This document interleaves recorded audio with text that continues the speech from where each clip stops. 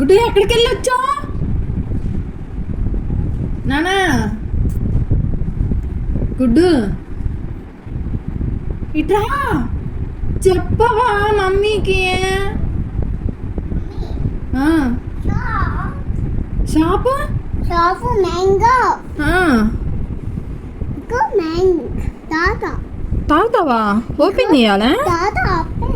Open చేయాలా? నిజం?